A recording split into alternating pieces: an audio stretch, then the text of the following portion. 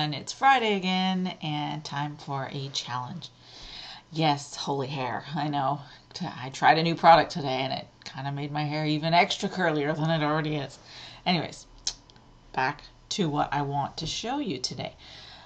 Most recently I have been working on these new journals that are made of fabric. Now I have plenty of fabric because that's the first craft I started with, was sewing.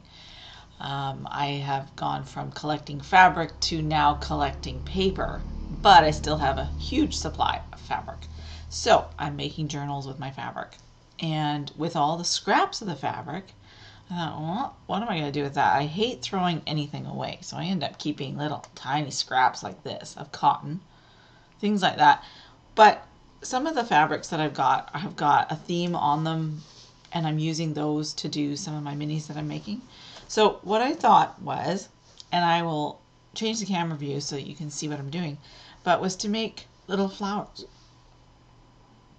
Simple, very simple flowers that you can add to, say, your fabric journals or anything you want, but it's making use of fabric that you would have tossed away. This tiny piece of fabric, I can make that into a flower quite easily. So I want to show you how I do it. These are not yo-yo flowers, which you make a circle, stitch around the edge, and then pull them together. These are basically just a running stitch along one edge and stitching them together, and then putting a button in the middle or some sort of center on them. And they're very simple to make, so I want to show you.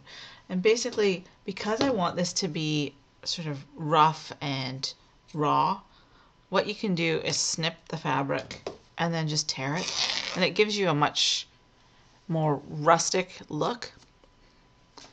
This fabric I've been using because I'm doing a mini that's beach oriented, but I have all of these extra pieces of fabric.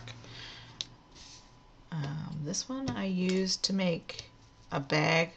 When I went to CHA a couple of years ago, I made bags for everyone, and so I had all this extra fabric sitting around.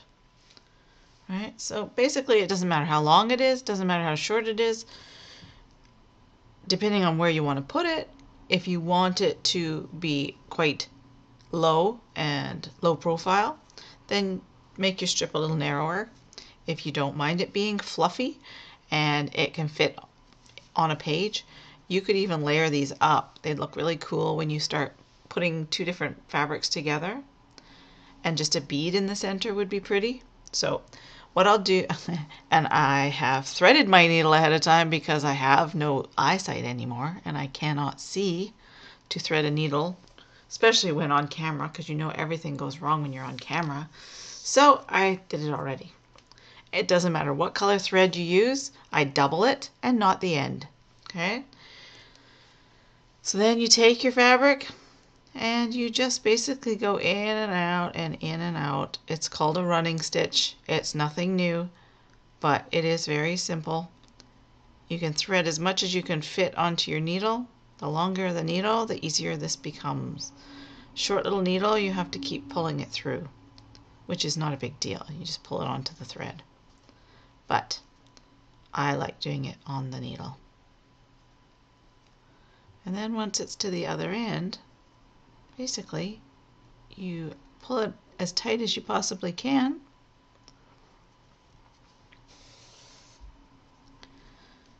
and let it form into a circle. Fold one flap over the other and pull it tight again. And then I just basically hold it together with a stitch. So it's pretty simple, and it uses up your fabrics that you still have left over. I think it's a great way to use your fabrics up. You can fray those edges and make them as rough as you like. Just take a seam ripper if you wanted to, and you can make this even rougher. You can do it before you even turn it into a flower. But I like the messiness of it. And basically then I would put my center on it, and I don't have any at my desk, but that's okay.